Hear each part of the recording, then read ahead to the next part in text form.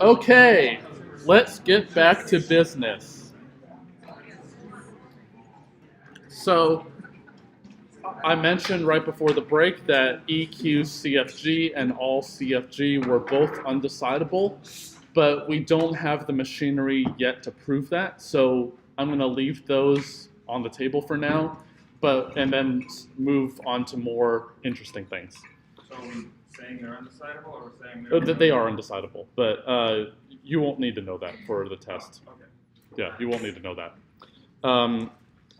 So technically, the material need to know for the exam ends now, that exact second. All right, so you won't actually need to know this next bit because it's gonna warp your mind a little bit. So we should just tune out right now? I commonly refer to what I'm going to cover next to be the moment where everyone's eyes start glazing over. All right, so what did we talk about so far? We talked about ADFA, the acceptance problem, emptiness problem, equivalence, and all 4 DFAs. Then we talked about A sub CFG, E sub CFG, and then I mentioned that the next 2 were undecidable, but we didn't prove that. So what do you think is the next one coming on? Turing machines. And then, so now we're going to start with a Turing machine with ETM, and then EQTM, then all TM. So let's talk about ATM. So like before, it's a machine and an input pair. M is a TM, and this machine accepts that input.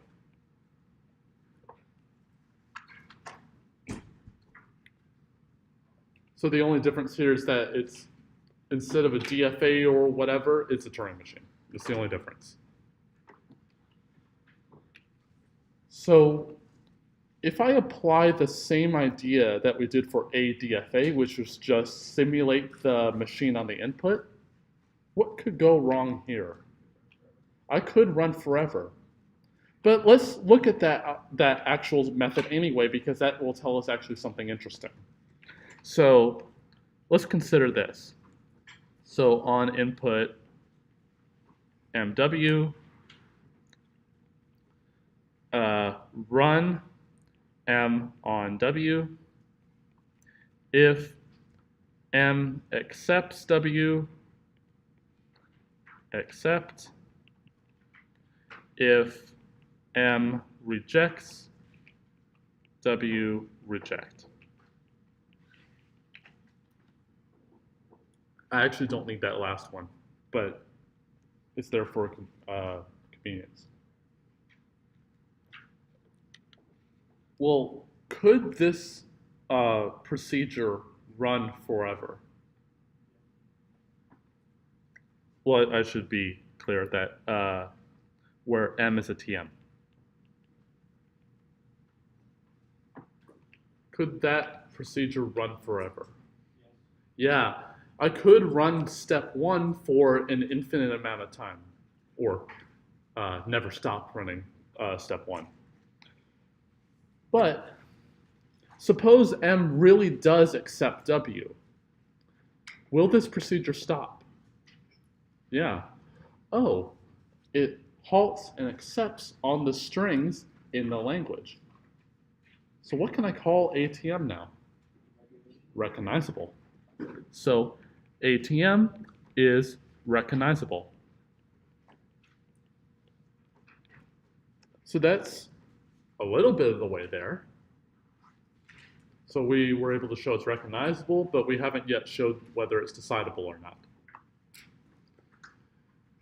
And unfortunately, it's not decidable. Sadly. Everyone sheds a tear for it. ATM is undecidable.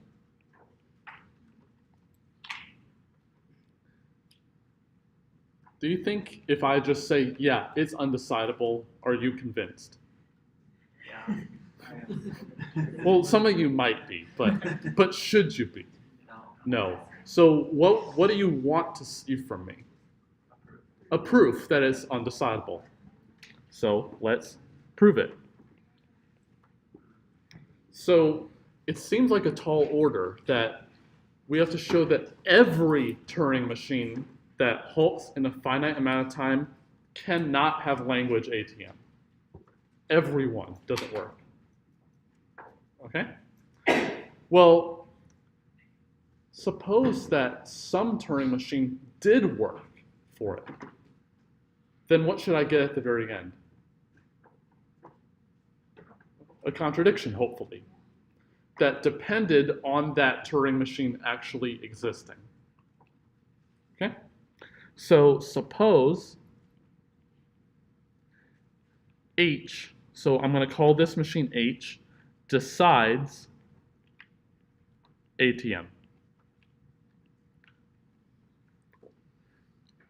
At the end, I hope to show you that H cannot possibly exist.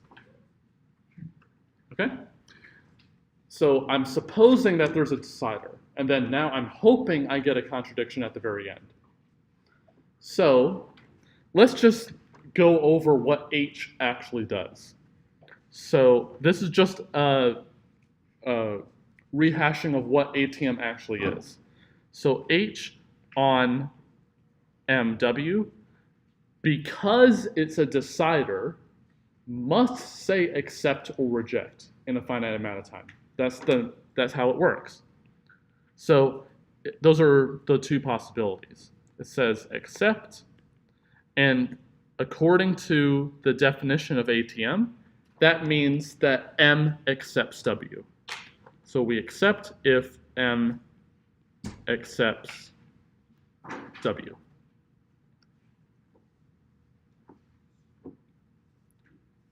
Okay? And then it says reject. So we got to be careful in the wording here.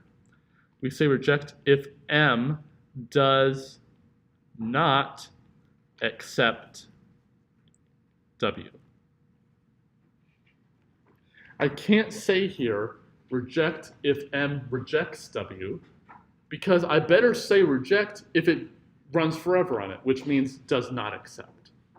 So I put both of those into one camp and I say does not accept W. Okay? Any questions on how H works, or supposedly works? Yeah. Do we need would it make more sense if we suppose decider H decides ATM, or is that? Well, by saying suppose it decides, it's a decider for it. Yeah, it's hidden in there. So I'm assuming H is a decider. It halts in a finite amount of time, always, on every input. Okay? Okay, so what could we do? Well, since we have a decider, like when we were using a DFA or ANFA or ENFA or whatever, we can use that decider in another machine to serve some purpose. Like in the case of eDFA, we used it for EQDFA because when we made the large product DFA, we would just check if its language is empty. So what I want to do here is I want to use H in supposedly the existence of H in another Turing machine. Okay? So I'm just going to build this machine. I don't know what it does. It'll have a specific purpose, but I don't know what it does necessarily. So we're going to build a Turing machine I'm going to call D. Definitely named after me. So D is going to take a single Turing machine as input, nothing else.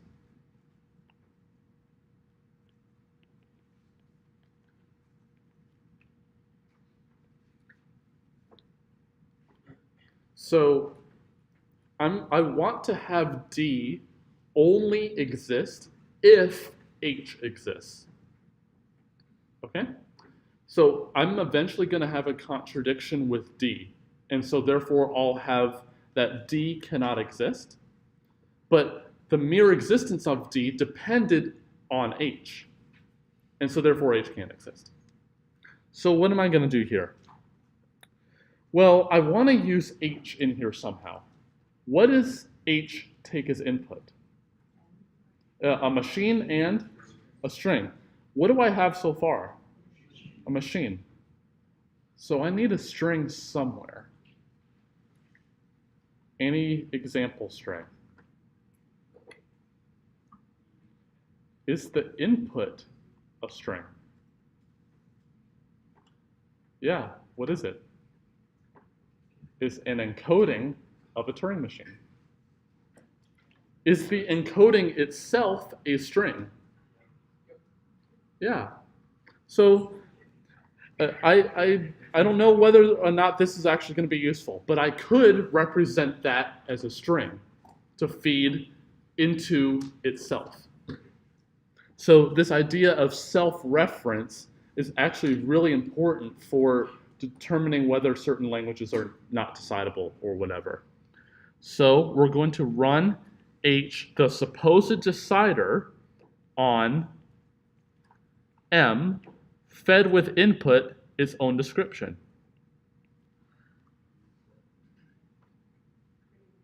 In order to have H work, I need a machine and an input. Well, I just feed the machine M with its own description as input. There's no law with Turing machines that says it can't be fed its own description. I certainly can do this, assuming the existence of H. If H can't exist, well, I can't build this machine. But I'm assuming H exists. Okay? So now what I'm going to do is the opposite of what H says. So if H accepts, we're going to reject, just like in the case of ECFG. We do the opposite. Then if H rejects, we're going to accept. And that's the whole machine. Other than step one, it's not very complicated. Okay, so just to recap, we're going to be given an arbitrary Turing machine, that'll be important, an arbitrary Turing machine M. We're going to feed this supposed decider for ATM with that machine and its own encoding. Then we do the opposite of whatever it said. Assuming H is a decider, is D a decider for whatever language it is? Yeah. First step must take a finite amount of time because I assumed H is a decider. And clearly step 2 runs in a finite amount of time. Any questions on D? Okay, so like we did before with H, let's see what D actually does. Since we just determined that D is a decider. So D on this arbitrary machine M is going to say accept or reject because it's a decider.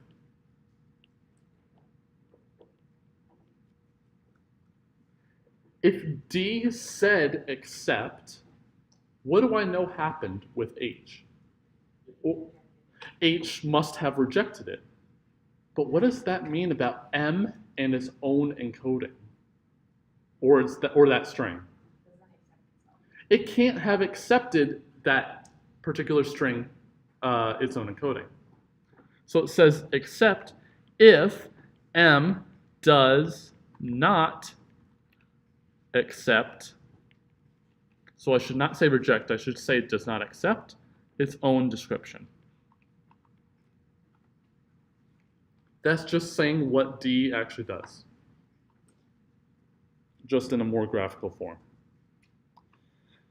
And conversely, if D said, no, I'm going to reject this input M, well, the reason it did that was that H said accept, because we did the opposite. Well, if H said accept, because it decides ATM, M must have accepted its own encoding, because that's what ATM is. So it says reject if M accepts its own encoding. Okay? Just because we did the opposite. One more step, I promise. Actually, two, but well, it's a little one. One important step, at least. Any questions on that reasoning? Yeah. So step 2 just says, whatever H said, do the opposite. I could build this machine. You'll see the purpose in a second, but I can certainly do that, right?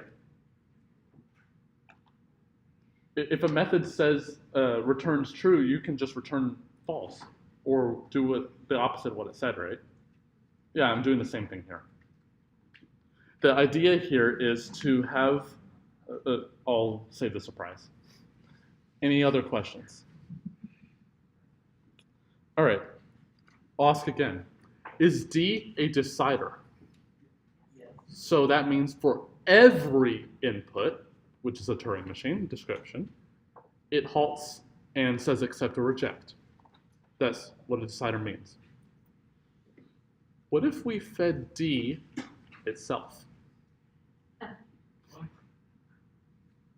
Could I do that? Yes.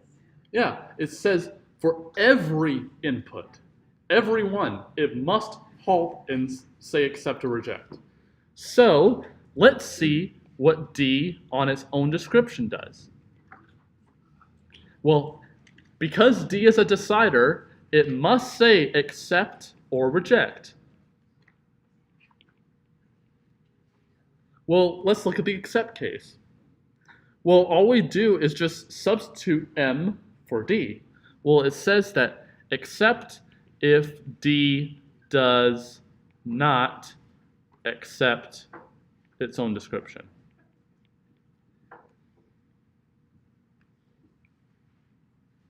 We're just filling M for D.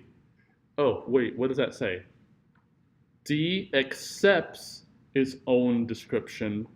If it does not accept its own description, can that happen? No. Oh, okay, let's ignore that case. Let's ignore it. D rejects its own description if D accepts its own wait. Something went horribly wrong. On purpose, right? On purpose. That's why I flipped the answer. Because if I didn't flip the answer, this wouldn't tell me anything. But if I flip the answer, then I get a contradiction here. Yeah. So just to clarify, we were feeding D to itself.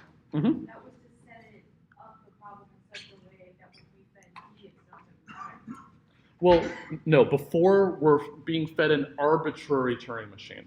I'm just saying what happened if we were to feed it its own description. Okay. And since it must say accept or reject on every input, this is a valid input. Okay. And so therefore we just see what happened in this particular case. And since this is clearly a contradiction, so we can't say anymore that D is a decider because it doesn't work on all inputs because we just found one that doesn't work. So D cannot exist.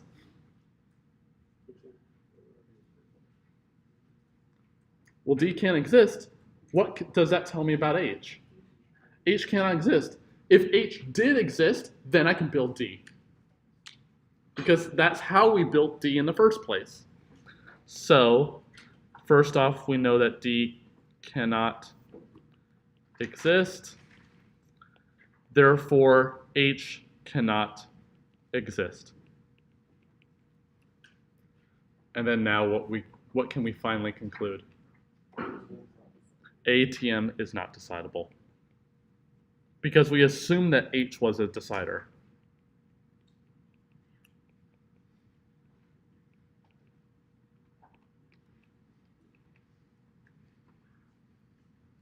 I get chills every time I do that proof. It's so slick that what So this idea of, I'm sure you've heard of this term, diagonalization, is really useful. So we had D disagree with every Turing machine, including itself. And so therefore D cannot exist. Is that diagonal? Embedded in here is diagonalization. Because since we did the opposite, it did the opposite of whatever the input Turing machine would have done, including itself. And so that's how we got the contradiction. So this idea of self-reference and diagonalization helps us prove that some languages are not decidable. Okay? So if you wanted to figure out, let's say, your arbitrary C program accepts a particular input or returns true or not on a particular input, for an arbitrary program, that's not decidable. For a specific program, can you do that? Sure, because then you can analyze the particular program. But for an arbitrary program, this is undecidable because of the Church-Turing thesis, saying that Turing machines and C programs, Java, whatever, are equivalent. Okay? Any questions about this? This is true, right? But really, any questions about this? Yeah. The build a Turing machine, what's the specific reason why we're saying build, just so that it's... Yeah, so I'm making this machine D and it operates like this. Okay. That's just the phrase. Yeah, yeah. I should say as follows, but it's you're just making the machine D that looks like this. Well, I think your question is about, we could have said let there be machine D. No, I can't. I can't say let there because I'm building it based on H. Okay, so but build yeah, is key. yeah. So build. I'll just put as follows. Okay. Yeah. You have a question? I guess I'm sort of confused with the setup. Mhm. Are you just like arbitrarily picking how to build this, or is it something you always build in Turing? This Turing machine, I don't know what functionality it does, but I wanted to have it disagree with itself. That's the thing that I wanted.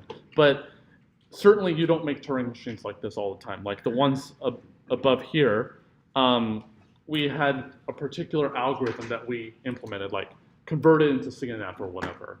Here we had a particular objective that we wanted, which was to have it disagree with itself. Do you think we want to do this proof again? No. So we're going to now use a technique to, given the undecidability of ATM, get the undecidability of other problems. So this setup was just to get our first undecidable problem. Then we can open the floodgates from there. Okay? Because like I said on Friday, that a vanishingly small fraction of all problems are decidable. Most of them are undecidable. And in fact, most of them are unrecognizable for that matter. But finding examples is the important part, of course. But any other questions about ATM?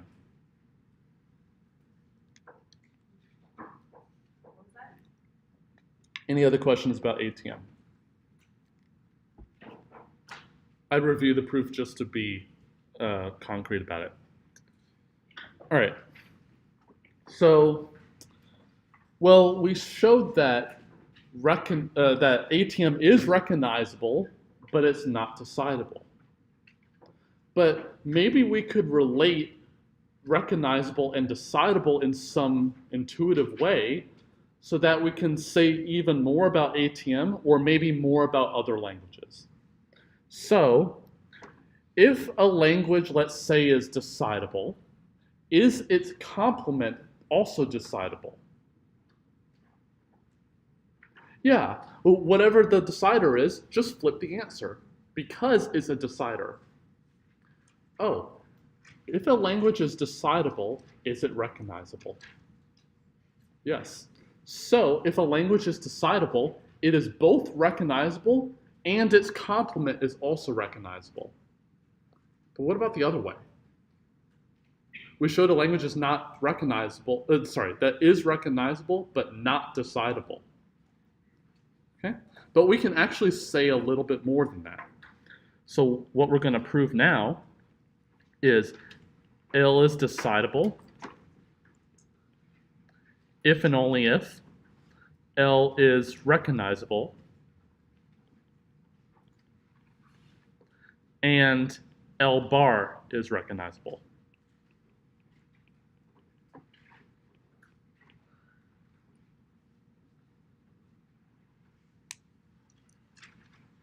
One of these directions is really easy because, as we just said, if L is if L is decidable, then it's both recognizable and its complement is also recognizable because its complement is decidable. But what about the other way? If you have a recognizer that's not necessarily guaranteed to halt for L and another one for L bar, could you get a machine that always halts for L? That doesn't seem really intuitive right off the bat. So what could we do? Suppose that you're given a string W, whatever. Is one of those machines guaranteed to halt on it? Yeah, it may be L, it may be L bar. One of them's going to halt. Maybe both of them do, but one of them is guaranteed. So here's a really bad idea. Run the recognizer for L, and if it accepts, then say accept. Then run the recognizer for L bar. If it accepts, reject, because it's not an L. What's wrong with that idea? It might not halt. Any idea what we can do? Didn't we say iterate through a loop or something? Yeah, so some kind of iteration type thing. Here's an idea.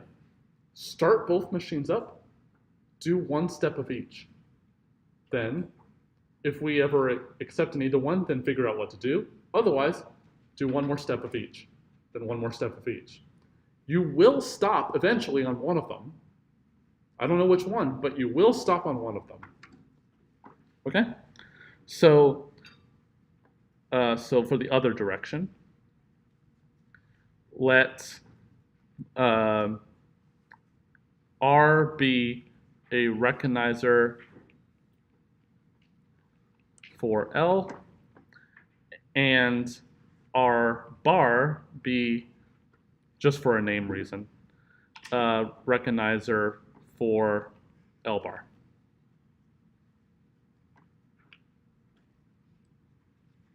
Okay. So using the idea that we just came up with, build a decider D for L as follows. So we're going to say D is going to give an arbitrary input. Let's call it W.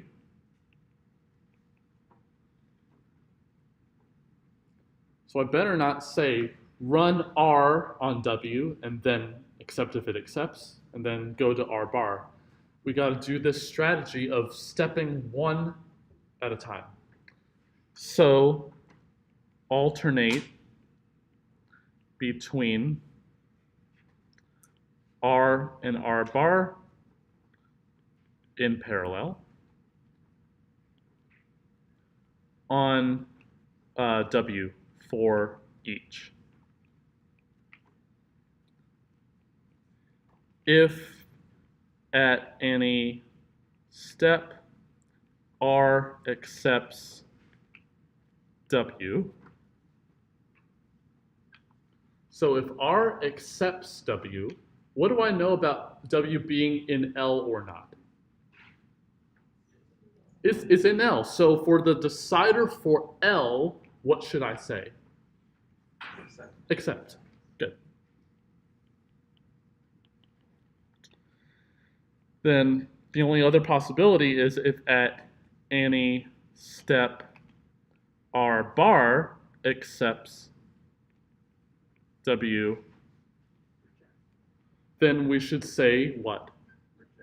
Reject. Because if it accepts W, that must mean that it's in L bar. But I'm trying to decide L. So I should say reject here.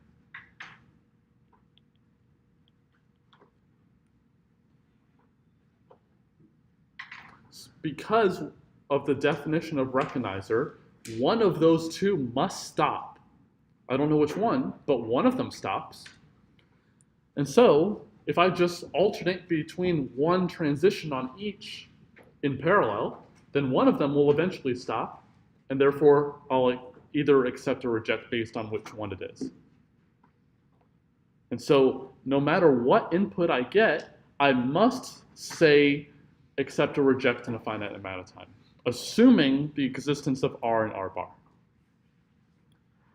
Oh, what does that tell us about ATM bar? What if it were recognizable?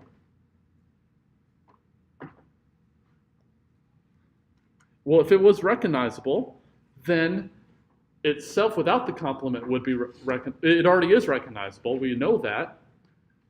But if I assume that this is recognizable, then ATM is decidable. But we just proved that ATM is not decidable. So what can I say about ATM bar now? Well, it's definitely not decidable, but it's not recognizable either.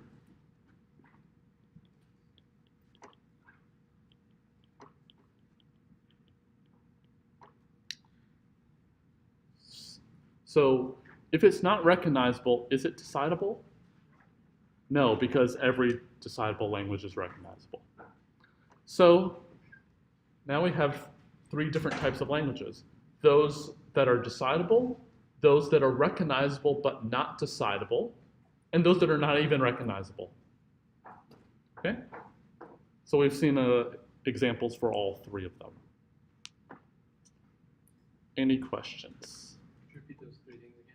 Yeah, so we've seen a bunch of languages like ADFA, ANFA, whatever, that are all decidable because we made a machine that always halts. Then we showed that ATM is recognizable but is not decidable.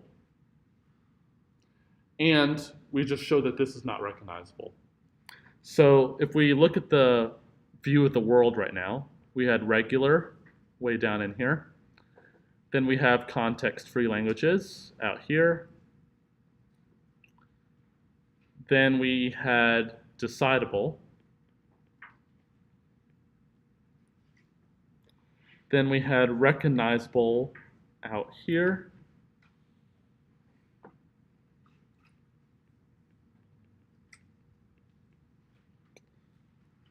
So the example language right here that's recognizable but not decidable is ATM. Example language way out there, outside of all circles, is ATM bar, among many other ones. And we know many regular context-free and decidable languages. So like decidable, ADFA is in there, and many others. Yeah. Can you go over again real quick how you got to the conclusion that 18 bar is not recognizable? Yeah, so if it were recognizable, then by this above claim, since we already know that ATM is recognizable, if ATM bar were recognizable, then it would be decidable. But that's not true. So there's no way it could be recognizable. So, and think about it. The idea of trying to recognize whether a machine does not accept an input, certainly the case of where the machine runs forever on that input is a case of does not accept. How do you even recognize for that? So it seems difficult, but it definitely is not recognizable. Okay? How does what can we do with not recognizable? Nothing. Okay. Yeah, you can't even build a machine for it. Yeah. So actually an example language that's not recognizable, nor is its complement recognizable, is EQTM. So I can't even build a machine that will take two arbitrary C programs and check whether they are the same or not, which is a lot of trouble for any programming class for obvious reasons. Can't tell if they're the same. Yeah, I can't tell whether they have the same language or not, or do the same functionality.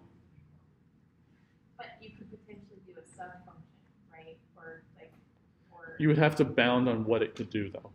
It can't be a full Turing machine, though. Yep.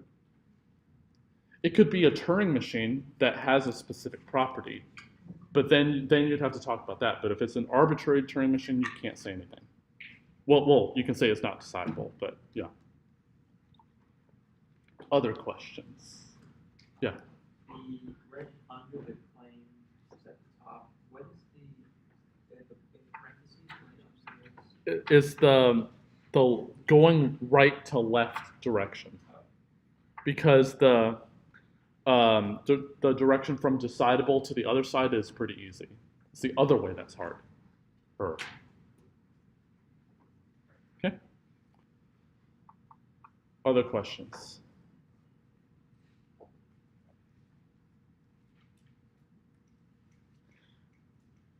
Okay, so now we need to, well, we could do that proof of ATM for other languages again, but I mean, I would like to, but I'm sure none of you want to. So what we could do is develop some machinery for which, if we assume that ATM is undecidable, then we can get undecidability results for other languages that we may want to consider. Because like ATM, that's like a machine and a specific input for that machine. Maybe we want to talk about an entire program. So like we did for ADFA and CFGs, we went from A sub whatever to E emptiness for that thing. So now we're going to talk about ETM.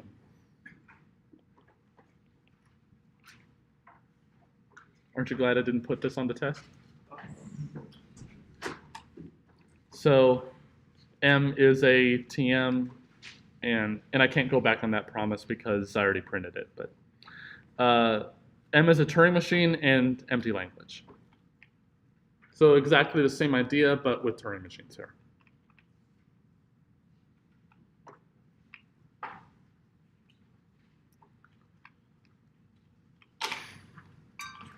Well, let's see. I want to show that this is undecidable.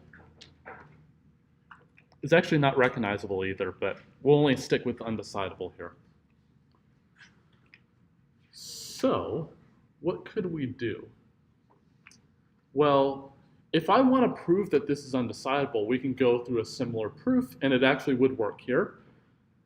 But I want to use the fact that ATM is undecidable in some useful way. So, like we built a Turing machine in the proof of ATM that used a supposed decider for ATM for a Turing machine D that we built in the proof, maybe what we can do here is assume that ETM is decidable, and then using that decider, we decide ATM. So we embed a supposed decider for ETM, then we can get a decider for ATM, which we know can't be decided. So therefore, ETM can't be decided either. Okay? So this is an idea of what is called a reduction, and we'll be using more probably next class or maybe Friday's class. Okay? So, proof. Suppose E decides ETM.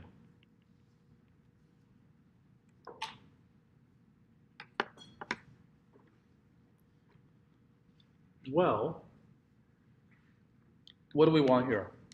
We want to use this supposed decider E to make a decider for ATM. What does a decider, supposed decider, for ATM take as input? A machine and a string. So no matter what, I gotta make a machine that takes a machine and a string as input. So to decide ATM, I don't know what the machine's name is, it's not important. So on input MW, where M is a TM.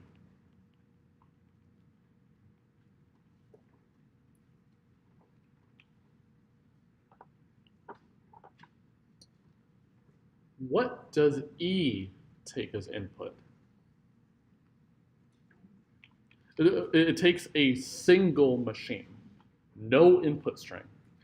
What if if I fed M directly into E and it says, yeah, it is empty, could I tell anything about whether M accepts W? If this supposed decider E says, no, M's language is empty, does M accept W?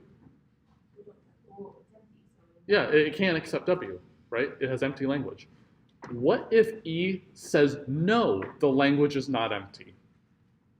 Does that tell me anything about whether M accepts W? Yeah, it says that there is a path to it. No, it's all it says is that it accepts some string. It doesn't have to be W. So I can't feed M directly into E. I got to find a better strategy. So this is the idea of a reduction. What we could do here is let's build a Turing machine right as the first step to have two behaviors. It'll have empty language if M does not accept W, and it has non-empty language if M accepts W. Okay? I think that's how I did it.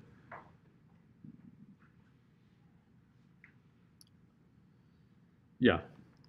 So what we're going to do here is construct a Turing machine M prime as follows.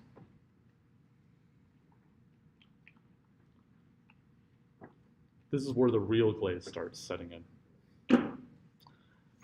So what do we want here? We want this machine M prime to have language either empty or not, depending on whether M accepts W. So let me ask you a question. If I write, for example, I won't do it, but for example, the first step of M prime to say run M on W, the original machine on the original input, would that be disallowed here? No, I'm just building the machine. And then I'm going to feed it to E, which has to halt on all inputs, no matter what it does. Okay? So what are we going to do here? So this machine M prime may take a different input than M and W. So let's say, for example, that it takes input X.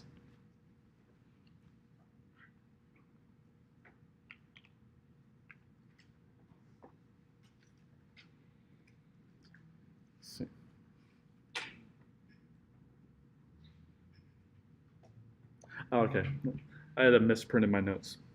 All right. So what could we do? So there are many ways I can make this machine, but here's one way. If this input X is not W, just reject immediately. But if it is W, then run M on W. And then accept if M accepts W. Okay? So if X is not equal to W, reject immediately. If X is equal to W, run M on, so M here is the original Turing machine. Run M on W, if M accepts W, accept.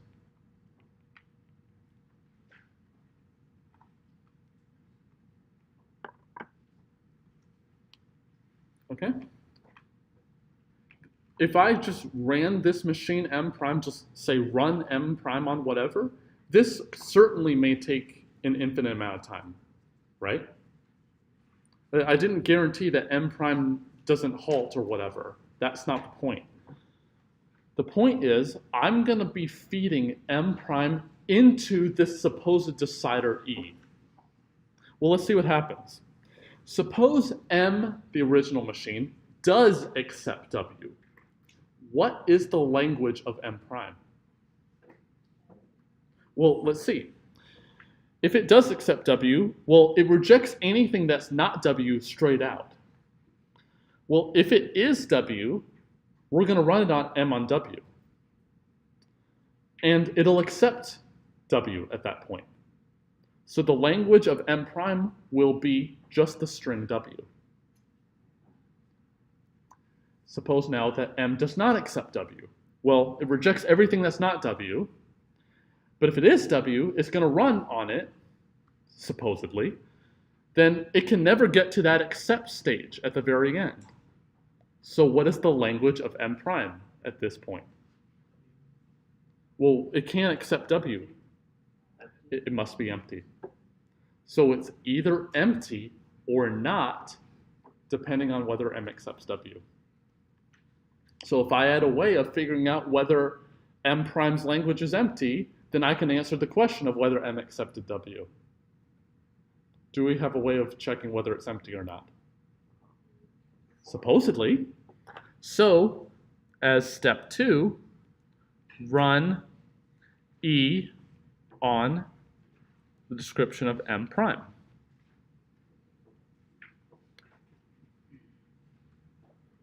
What do we know about E that makes this all work? Is a what? Is a decider. It must halt on all inputs. Okay? So if E accepts, well, if E says, yeah, M prime's language is empty, what must have happened with M and W? Well, the only way it could have been empty is if this last accept part couldn't have happened. But what does that mean about M and W? Could M have accepted W? No, because if it did accept W, we would have accepted W in that place. Or M prime would have accepted X, which is W. So its language would not be empty. So there's no way that M could have accepted W in this case. Oh, but I'm trying to make a decider for a TM. And we just determined that M does not accept W. So what should I say here? It's not a contradiction here. I should say reject. The whole machine is a contradiction, but an individual step is not a contradiction. Well, the other case is if E rejects. That's the other case because it is a decider. Well, if E rejects, that says M prime's language has some string in it. M prime does accept some string. But what string must be in that language? It must be W. Because that's the only possible string we could have accepted at all, right? That's the only string we could have accepted because we rejected everything that wasn't W in the first place. Well, the only way we could have accepted W, what must have happened with M and W here? Well, the only way we could have reached that accept part at the very end is if, fill in the blank, if M accepts W. That's the only way we could have had non-empty language here. So what should I say for a TM here? accept.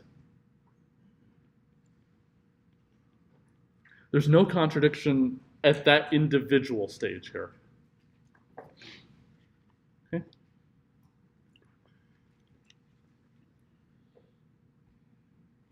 Like I said, there are many, many, many ways you could have designed this machine.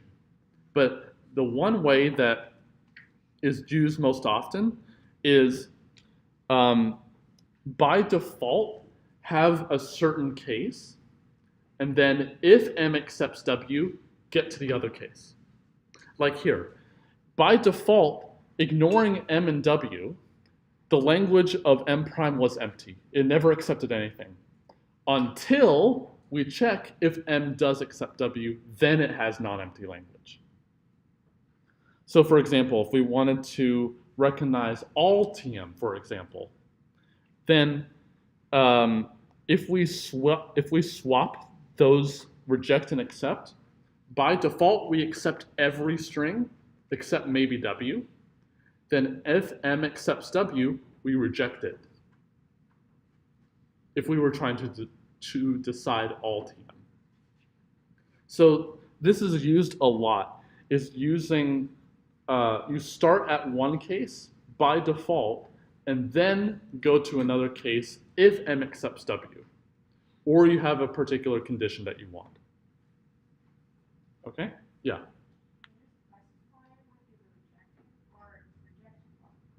Yeah, so technically what I should say here is rejects the input MW here. Thank you for the suggestion.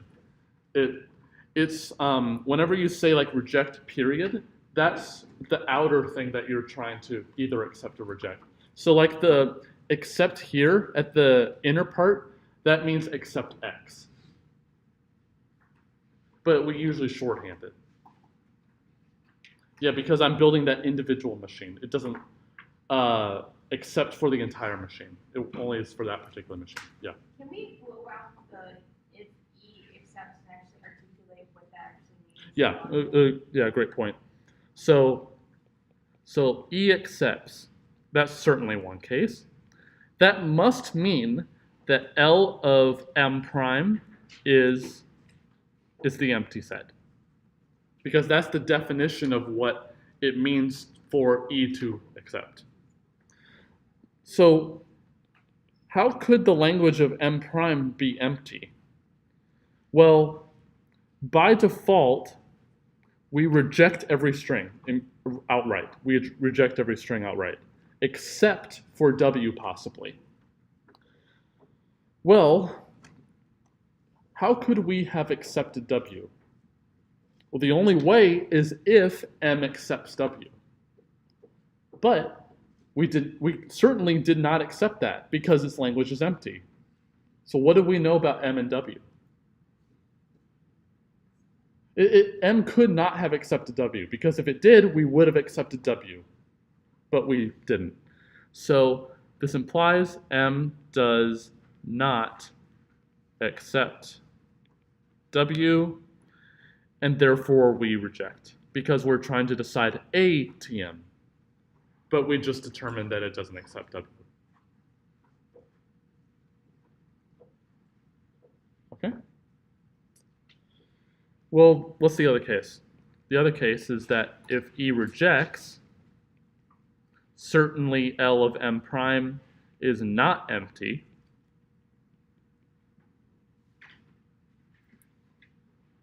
Well, if L of M prime is not empty, it accepts some string by definition. Well, what is that string? It must be W. Why? Because we reject every other string out there in the first step of M prime. So how did we accept W? What is the only way we could have accepted W?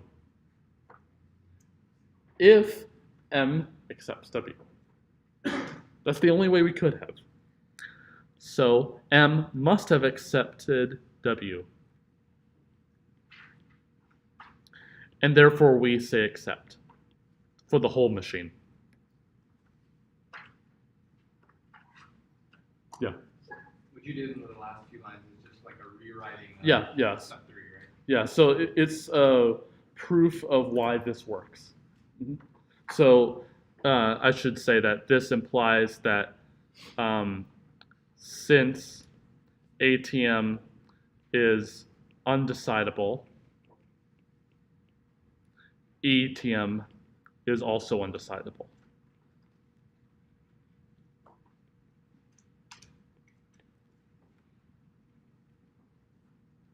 Because if ETM were decidable, then I could decide ATM by just running this machine, but I can't decide ATM.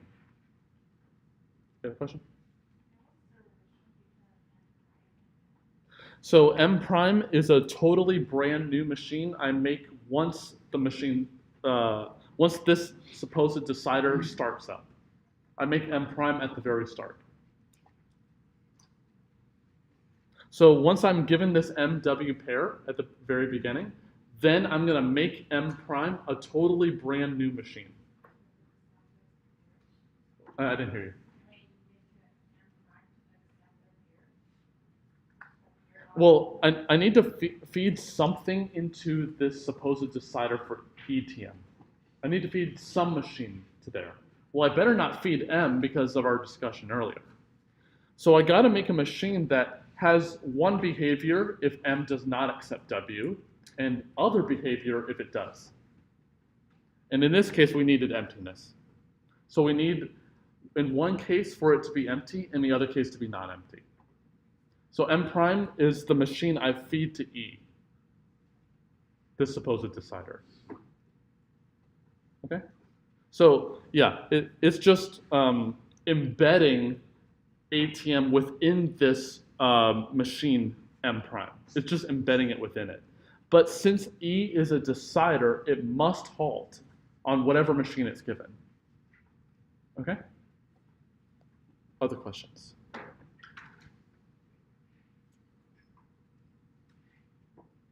No other questions. So I think that's enough for today. So I'll see you on Wednesday.